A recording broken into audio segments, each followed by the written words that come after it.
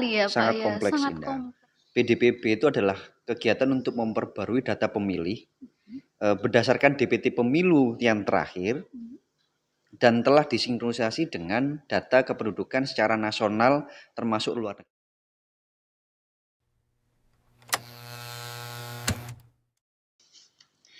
Assalamualaikum warahmatullahi wabarakatuh.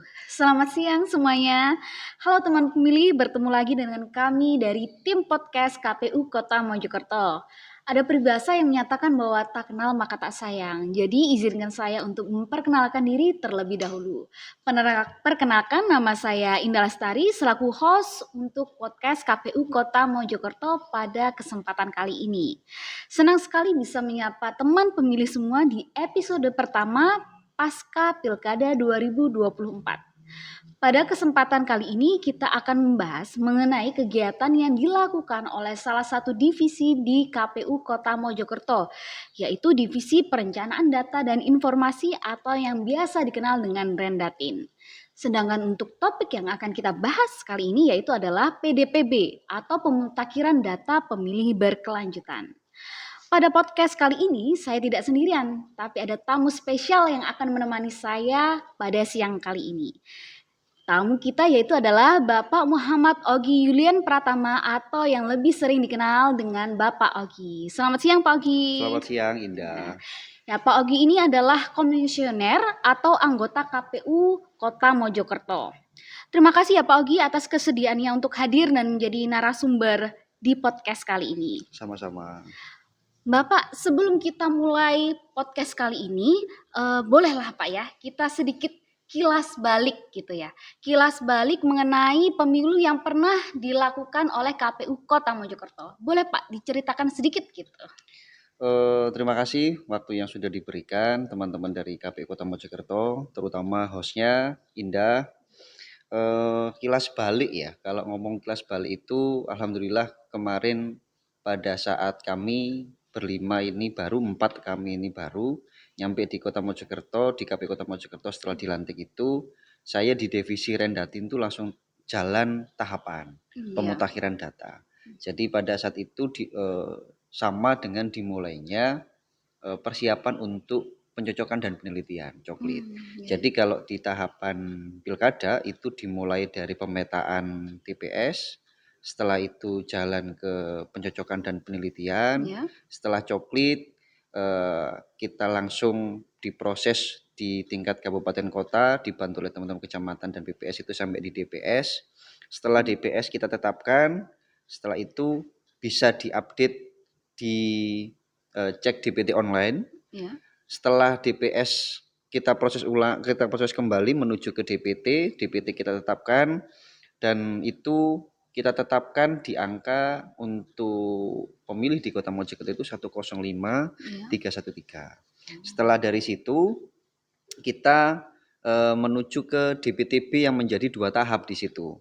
Ada DPTB tahap 1, tahap 2, dan yang terakhir itu yang diampu oleh divisi data itu ada namanya daftar pemilih tambahan atau DPK. Ya, alhamdulillah pada saat di DPTB tahap 1 dan tahap 2 mendapat effort yang lebih dari masyarakat Kota Mojokerto dibantu oleh beberapa Forkopimda, sehingga pada saat menuju ke di hari H pemungutan suara, DPTB itu tidak menjadi hal yang krusial sampai di sengketa di tingkatan TPS. Jadi kilas baliknya itu alhamdulillah mulai dari proses pemetaan sampai di DPT ditetapkan menuju ke DPTB tahap 1 2 sampai di DPK itu alhamdulillah tidak terjadi kendala dan sukses begitu. Wah, alhamdulillah.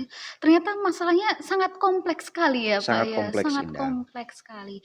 Bapak, ini sebelum saya bertanya-tanya ke Bapak, sebenarnya ada satu pertanyaan yang paling umum yang sangat sering ditanyakan oleh teman-teman pemilih.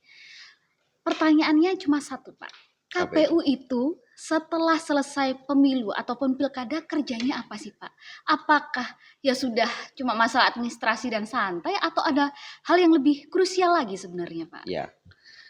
Banyak yang memang ditanyakan oleh teman-teman di luar, teman-teman masyarakat ataupun mungkin beberapa Forkopimda pun ketika kita menjalani silaturahmi atau mungkin diundang di beberapa Forkopimda itu menanyakan KPU habis ini setelah jalan tahapan sudah selesai, pemilu atau pilkada selesai itu ngapain?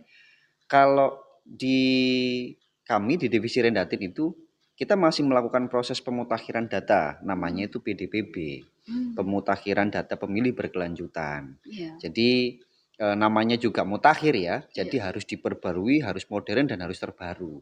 Begitu Indah. Jadi memang terkesan hal-hal yang administrasi ya, Iya. tetapi ketika memang terjadi data-data yang memang banyak yang anomali ataupun perlu diverifikasi di lapangan, ada yang namanya kalau yang di kemarin waktu di tahapan pilkada itu namanya coklit. Kalau sekarang itu namanya coktas. Nah, begitu nanti hal-hal yang berbau administrasi itu akan tetap kita laksanakan dan sesuai dengan PKPU itu akan ditetapkan per 3 bulan Indah.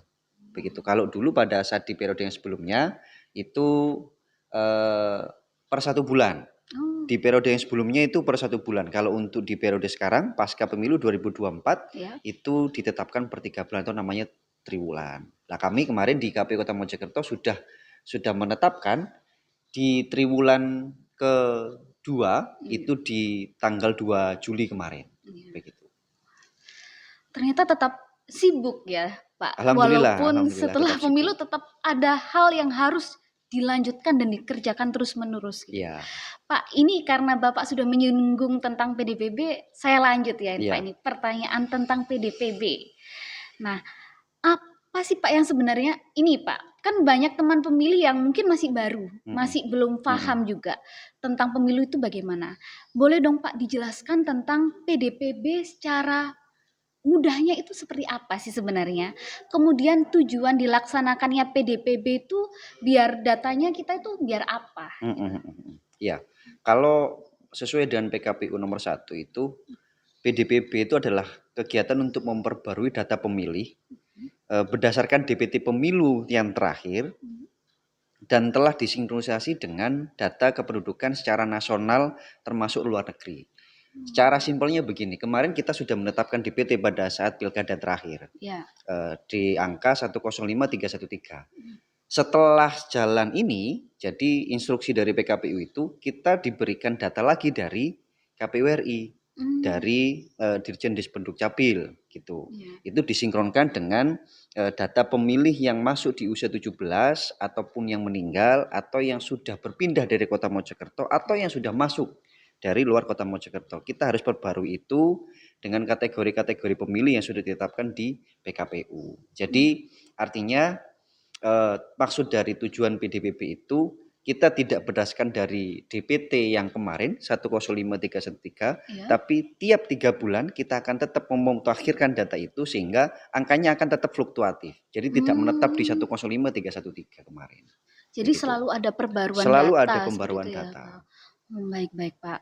Kemudian, Pak, ketika melakukan pembaruan data itu, apakah KPU itu bekerja sama dengan instansi atau lembaga lain, atau mungkin melakukan hal tersebut secara pribadi seperti itu, Pak? Iya, jadi eh, isyarat dari PKPU itu memang kita harus berkoordinasi dengan beberapa lembaga yang berhubungan dengan data pemilih. Iya. Yang paling utama itu, kalau saya menghitungnya itu wajib ya, itu dengan teman-teman di Dispenduk Capil tiap kabupaten kota. Kalau di Kota Mojokerto kemarin sudah sangat sering atau pada saat PDPB ini pun kami di Divisi Rendatin itu selalu berkoordinasi dengan teman-teman di Dispenduk Capil. Terus yang kedua, di penyelenggara ini kan tidak cuma di KPU aja, Iya. Indah. Ada teman-teman Bawaslu yang mengawasi kegiatan kami, Iya. pemutakhiran data pemilih berkelanjutan ini.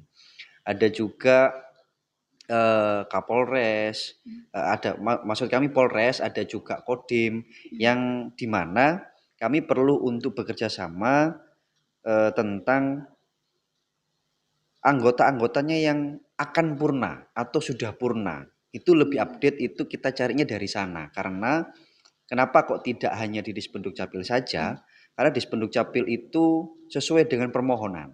Karena kami di KPU itu tidak hanya berdasarkan di berbasis KTP saja, tapi status-status itu juga mempengaruhi apakah dia mempunyai hak pilih apa tidak.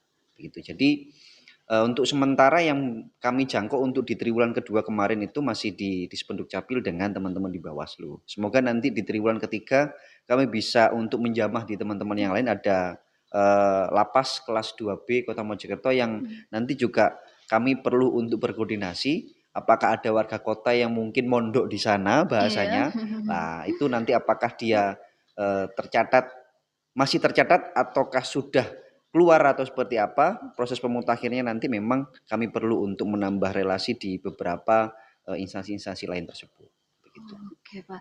Jadi memang data-data ini diupdate terus-menerus karena memang pasti akan mengalami perubahan gitu kan, Pak ya. Betul. Wah, ternyata sangat ini ya, Pak ya, sangat mendetail sekali. Iya. Jadi setiap bulan bahkan setiap 3 bulan itu dilaporkan kepada pihak-pihak yang Iya. bersangkutan Iya. dengan Iya. pemutakhiran data. Oke, Pak.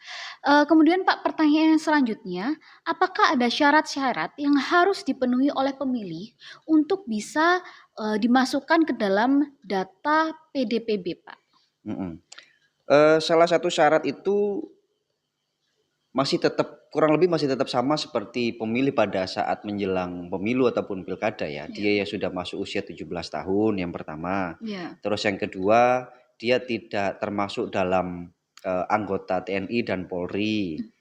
Terus yang ketiga itu dia yang sudah menikah. Sudah menikah. Karena belum tentu yang menikah itu sudah di 17 tahun Iya. bahasanya. Lah di situ. Dan ada hal yang lain yang pasti masih tetap sama dengan sesuai seperti kategori pemilih pada saat di pemilu ataupun pilkada. Begitu Indah. Baik, Pak.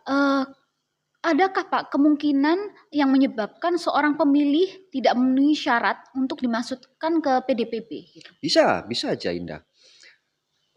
Seperti contohnya ketika dia sudah masuk usia 17 tahun. Ya. Nah, anggap aja si A ini dia sudah masuk 17 tahun, dia sudah punya KTP. Hmm. Pada saat pemilu kemarin, pilkada kemarin, dia masih belum usia 17 tahun.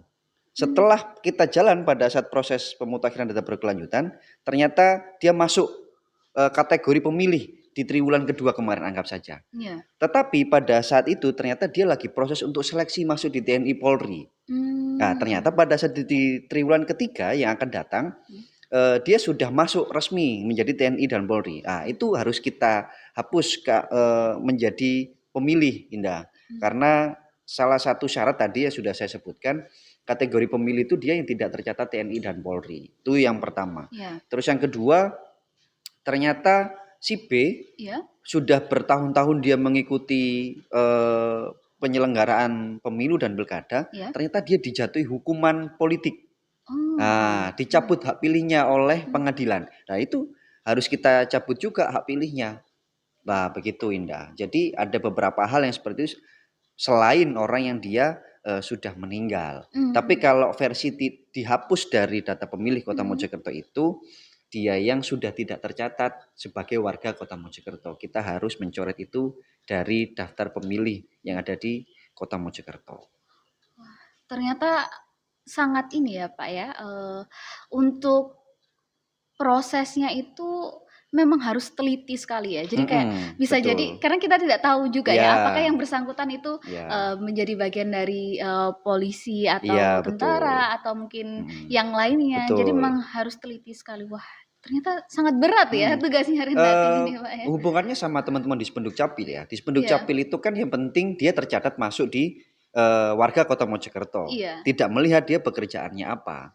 Ada variabel-variabel lain yang kita harus bedah data-data dari Dispenduk Capil itu tadi. Seperti pekerjaannya dia apa. Bahkan warga-warga yang memang sudah purna, ya kan, yang sudah purna walaupun dia belum update KTP-nya di Dispenduk Capil, tapi dia punya dokumen pendukung lain dari instansi tersebut, kita harus wajib memasukkan itu di daftar pemilih. Jadi tidak hanya untuk menghilangkan saja, mencoret, tapi kita juga berkewajiban untuk memasukkan dia menjadi pemilih. Itu kompleksitasnya sampai di situ. Wah, sangat kompleks sekali ternyata. Mungkin teman-teman pemilih sudah mulai mendapatkan bayangan, oh ternyata PDPB itu seperti ini gitu ya Pak ya. Kemudian selanjutnya Pak, jikalau ada teman pemilih yang memiliki informasi terkait perubahan data pemilih, apa yang harus mereka lakukan? Mungkin ada yang pindah ke daerah lain atau Mm-mm. mungkin ada perubahan-perubahan yang krusial gitu. Betul. Ini sekalian mungkin nanti bisa diperdengarkan untuk semua pendengar yang melihat ataupun menyaksikan di podcast ini, wabil khusus yang di warga Kota Mojokerto Ya. ya. Apabila seorang warga itu dia merasa masih belum tercatat sebagai pemilih di Kota Mojokerto, walaupun penyelenggaraan pemilu dan pilkada ini masih jauh, Ya. segera untuk melaporkan itu di KPU. Ada namanya nanti kami berikan form tanggapan masyarakat. Dia yang memang belum masuk. Cara untuk mereka untuk mengecek apakah sudah tercatat apa belum di pemilih di KPU Kota Mojokerto pada saat proses pemutakhiran data pemilih berkelanjutan bisa cek DPT online, tinggal masuk di webnya, cek DPT online tersebut, diisikan NIK-nya, nomor induk kependudukan yang ada di KTP itu, dan dimasukkan nomor handphonenya untuk kode OTP-nya. Nah, nanti bakal keluar dia sudah masuk apa belum. Ketika belum, langsung aja datang ke KPU Kota KPU. Mojokerto. Gitu. Nanti ada petugas helpdesk yang akan membantu langkah-langkah apa yang harus ditempuh agar namanya itu bisa tercatat di pemilih baru pemutakhiran data berkelanjutan di KPU Kota Mojokerto. Begitu. Kalau untuk datanya sendiri Pak, ketika mereka sudah menyampaikan perubahan data itu, apakah datanya bisa langsung berubah atau harus menunggu berapa lama Pak? Kalau untuk ketika sekarang, Ya. ini kan sudah selesai di triwulan kedua ya. Ya. Terus ada orang masuk lagi. Itu nanti akan kita tampung untuk kita sinkronisasi menuju di triwulan ketiga. Jadi setelah kita tetapkan nanti, dia bakal secara resmi dia masuk menjadi daftar pemilih, menjadi pemilih di PDPB di PDPB triwulan ketiga. Jadi ada hal yang memang harus kami tetapkan dulu sehingga dia secara resmi dia sudah masuk di situ, sudah masuk dalam sistem. Nanti bisa di cross check di cek DPT online tersebut. Jadi untuk sekarang cek DPT online itu insya Allah sudah berbasis dari PDPB triwulan kedua, Indah. Gitu. Jadi kalaupun Pak saya kemarin sudah usia 17 tahun loh, saya sudah sampaikan juga, kok masih belum ya masuk di server ataupun database di cek DPT online, karena nanti itu berjenjangnya juga melihat dari provinsi, dari RI, ketika sudah di closing untuk data itu berarti nanti dia bisa masuk di triwulan ketiga pasca kami tetapkan, kami sampaikan juga di provinsi ditetapkan, di RI juga ditetapkan, baru nanti dia bisa masuk di database di cek DPT online tersebut. Begitu. Wah, ini jadi tantangan tersendiri ternyata Ya. untuk KPU Kota Mojokerto, khususnya di divisi Rendatin. Kemudian Pak, ada satu pertanyaan yang mungkin beberapa orang juga ingin menanyakan nih.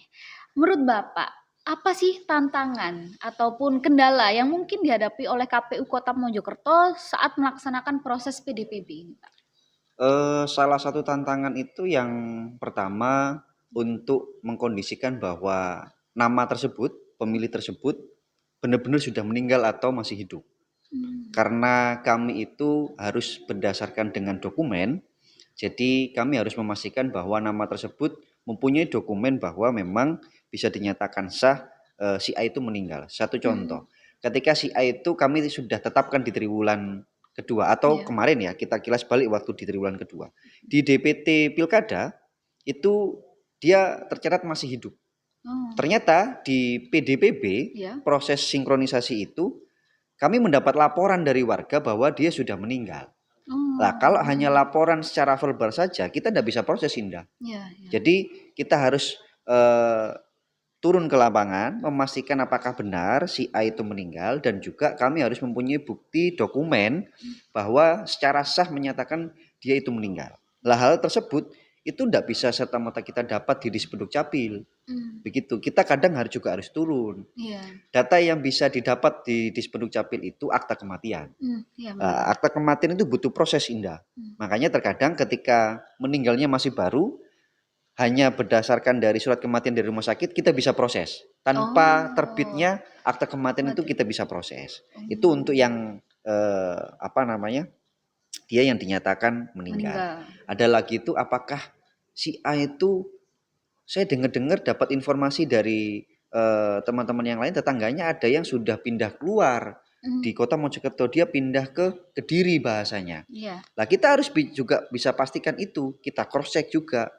Itu kita cross check di pemerintah setempat, apakah memang dia benar-benar sudah pindah, atau kita cross check lagi ke Dispenduk Capil apakah ada permohonan pencabutan Iya. data kependudukan itu di Dispenduk Capil, apakah memang sudah resmi keluar dari versi server Capil. dari Dispenduk Capil. Kalau memang keluar ya sudah, kita anggap nanti bisa keluar, kita coret. Dan balik lagi itu yang hal-hal yang tadi itu, ada purnawirawan yang memang dia baru aja dia purna. Kan tidak semudah itu untuk mendapatkan dokumennya. Iya, benar. Untuk memastikan bahwa kami secara legal bisa untuk dia mencoret tidak masuk dalam daftar pemilih. Hal tersebut itu kita harus pastikan secara dokumen. Kalau memang tidak bisa kita dapatkan dari instansi yang sudah kita jadikan rujukan untuk koordinasi, ya kita harus turun ke bawah memastikan itu semua. Begitu. Wah, ternyata teman pemilih sangat kompleks sekali ya kalau kita berbicara tentang data. Kemudian Pak Ogi, sepertinya nih kalau misal teman-teman pemilih ingin bertanya-tanya lagi tentang divisi Rendatin, khususnya untuk PDPB, itu bisakah untuk langsung menghubungi helpdesk atau bertanya di sosmed atau bagaimana Pak? Karena kami untuk hal yang seperti itu, jika ada hal-hal yang mau ditanyakan atau ingin tahu lebih tentang PDPB, kami tidak menggunakan cara yang saklek harus bersurat ataupun apa, bisa menghubungi via sosmed KPU Kota Mojokerto, bisa langsung ke nomor helpdesk Kota Mojokerto atau bisa langsung datang ke kantor KPU Kota Mojokerto. Kita membuka lebar untuk berdiskusi ataupun mungkin tanya-tanya lebih dalam tentang PDPB. Kami sangat membuka pintu itu selebar-lebarnya. Untuk teman-teman yang Gen Z ataupun yang pemilih pemula ya, itu biasanya lebih senang dia itu via ini media sosial. Itu boleh. Komen di beberapa postingan itu juga boleh, nanti insya Allah akan kita respon secara cepat. Apalagi via apa itu namanya, DM ya kalau di Instagram ya. Itu kita usahakan untuk respon lebih cepat untuk hal-hal tersebut. Gitu Indah. Oke Pak Ogi, terima kasih sekali loh Pak atas informasi yang Sama-sama, sudah diberikan. Indah. Mungkin Pak ada pesan-pesan singkat yang bisa disampaikan kepada teman pemilih? Iya, izinkan kami untuk menyampaikan. Jadi kita juga butuh effort lebih dari warga Kota Mojokerto tanpa di luar proses kepemiluan ataupun proses menuju pilkada ataupun pemilu. Walaupun tidak sedang berada di fase tahapan itu, kami butuh support bagi warga Kota Mojokerto untuk mensukseskan PDPB tiap triwulan, sehingga proses pemutakhiran itu kita bisa laksanakan secara totalitas, dan data yang kami sampaikan, kami tetapkan, kami publikasikan nanti itu adalah data yang valid, tidak ada data anomali, dan itu perlu juga support dari semua warga Kota Mojokerto. Ya. Gitu. Baik, terima kasih sekali Pak Ogi untuk waktu yang telah diberikan. Kami ucapkan terima kasih untuk Pak Ogi karena telah bersedia untuk menjadi pembicara di acara podcast kali ini. Sama-sama. Terima kasih Pak. Penting sekali bagi kita untuk terus belajar dan selalu memperbarui keilmuan kita, khususnya pada bidang demokrasi dan pemilu. Jadi untuk teman-teman ketika ada podcast, ada informasi mengenai kepemiluan, pertanyaan-pertanyaan ataupun kegamangan yang mungkin ada di benak kalian bisa terjawab semua. Terima kasih kepada teman pemilih yang sudah bergabung. Saya Indah Lestari selaku host podcast KPU Kota Mojokerto undur diri terlebih dahulu. Sampai jumpa di episode podcast berikutnya. Selamat siang.